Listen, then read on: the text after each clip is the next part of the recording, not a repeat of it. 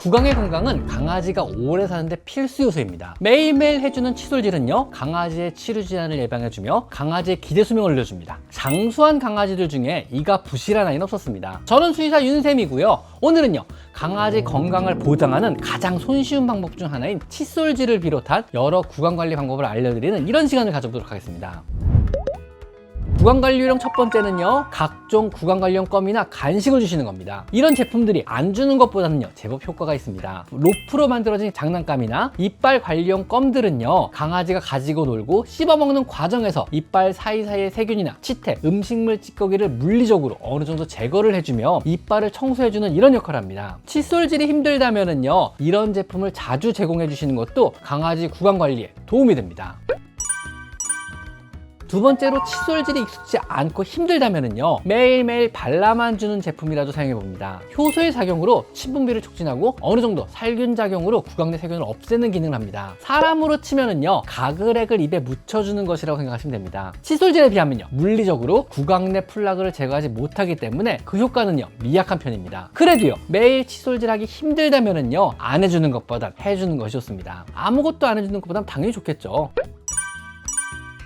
다음 세 번째는요, 거즈로 이 닦기입니다. 칫솔의 사용에 강아지가 거부감을 심하게 느낀다면요, 손가락을 사용해서 이를 닦아주는 방법입니다. 아무래도 칫솔보다는 거부감이 비교적 적고요, 강아지가 칫솔에 적응이 쉽다는 장점이 있습니다. 먼저 강아지가 릴렉스하게 쉬고 있을 때 손가락을 강아지 입에 가끔 넣어주며 익숙해지게 되면요, 이때 실시를 합니다. 거즈를 손가락에 단단히 감고요, 찬물이나 미지근한 물에 적셔줍니다. 닦는다는 개념보다는요, 칫솔질의 전 단계로 입안에 무언가 들어가는데 익숙하게 만든다는 의미이기 때문에 습식 사료나 캔콩물 같은 맛난 것을 묻혀줘도 좋습니다. 강아지를 뒤에서 가볍게 안고요, 송곳니 사이를 살짝 문지르기 시작합니다. 정확하게 크게 안 하면요, 입술을 살짝 들어 올리고 어금니도 같은 요령으로 문질러줍니다. 어금니는 치석이 잘 쌓이기 때문에 세심하게 문질러줍니다. 물리적으로 어느 정도 이빨 표면에 플라그 세척이 가능하기도 하고요, 강아지의 거부감이 비교적 적기 때문에 좋은 방법입니다. 손가락 칫솔도 같은 요령으로 해주시면 됩니다.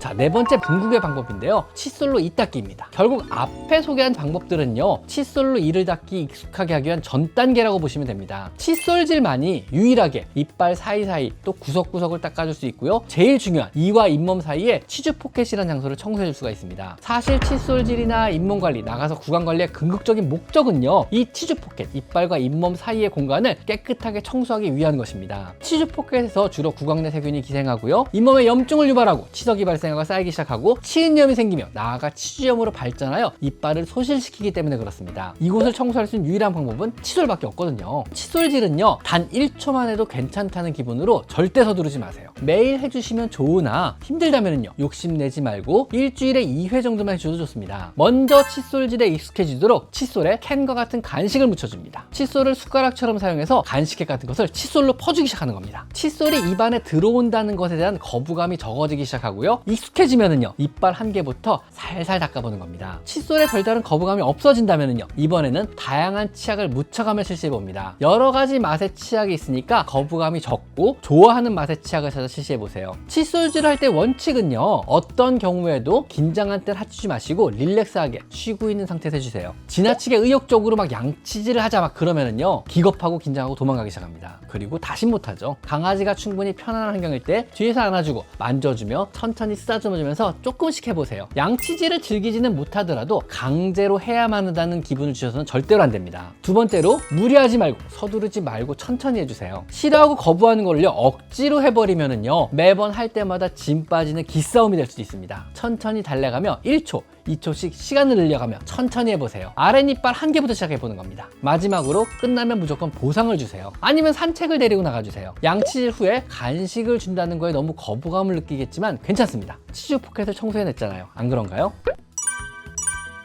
마지막으로는 만약 7살이 넘었다면요, 또 칫솔로도 더 이상 입냄새가 안 없어진다면요, 이때는 스케일링을 해줘야 합니다. 7살이 넘었다면요, 칫솔로도 제거하지 못하는 치석이 생기기 시작합니다. 물론 여러분이 매일매일 칫솔질을 열심히 해주셨다면요, 나이가 들어도 스케일링은 당연히 필요가 없습니다. 치석이 없을 테니까는요. 하지만 이미 치석이 생기기 시작했다면요, 스케일링만이 유일한 해결책입니다. 세균 덩어리인 치석을 방치하면요, 강아지의 잇몸은요, 점점점 손상을 받고 결국은 잇몸의 안쪽에 뼈도 손상을 입으며 치주염을 유발하게 되는 겁니다. 치주염이 생기면 생기면은요 심한 염증으로 인해 악취가 나며 통증이 심해지고 나중에는 이빨이 빠지게 됩니다. 치주염을 예방하기 위해서는요 반드시 해마다 필요하다면은요 스케일링을 해주셔야 합니다. 이나 잇몸이 안 좋은 아이가 건강하게 사는 것은 굉장히 드물다는 것을 꼭 기억하셔야 합니다. 이빨이 안 좋거나 유실이 되면은요 음식을 씹는 기능이 떨어지게 되고요. 이는요 얼굴 근육 중 가장 큰 근육인 저작근을 덜 사용하게 되는 이런 결과를 초래합니다. 저작근, 턱의 가장 큰 근육을 덜 사용하게 되면은요 혈액을 펌핑하는 작용이 줄어들게 되므로 뇌로 가는 혈량에도 영향을 미치게 되고요. 그로 인해서 치매 발병률이 올라가게 됩니다. 더불어 잇몸에 생긴 염증은요 혈관의 투과성을 증진시켜 구강의 여러 세균이 잇몸의 혈관을 침투를 용이하게 하고요 전신적인 염증 질환을 유발할 수 있으며 잇몸의 여러 염증성 산출물들은요 심장 판막에 영향을 직접적으로 미쳐서 심장 질환을 유발하기도 합니다. 이빨을 관리하는 제1의 요령은요 결국은 칫솔질입니다. 매일매일의 칫솔질을 통해서 강아지의 이빨이 건강하고 잇몸이 건강하게 유지해주는 것이 최선입니다. 칫솔질이 힘들다면요 구강 관리용 껌이나 간식 혹은 바르는 제품을 주시는 것도 약간은 도움이 될 수 있습니다. 하지만 치석에는 이빨의 손상과 잇몸의 염증 시기를 조금 늦춰줄 뿐 결국은요 칫솔질만이 유일한 예방책이고요. 이것이 힘들다면은요 1년에 1회 정기적인 스케일링을 적극적으로 권장드립니다. 각종 구강관리 제품이나 칫솔질로도 없어지지 않는 7살 이후의 강아지 입냄새는요 염증을 동반한 치료에 영향의 경우가 많습니다. 만약 칫솔질을 해도 입냄새가 심하다면요 구강 내 통증을 동반한 염증이 있다고 판단하셔야 하는 겁니다. 오늘은 강아지 구강관리의 첫 번째인 칫솔질 요령에 대해서 한번 알아봤습니다. 자, 오늘 여기까지 강아지 상담소였습니다. 감사합니다.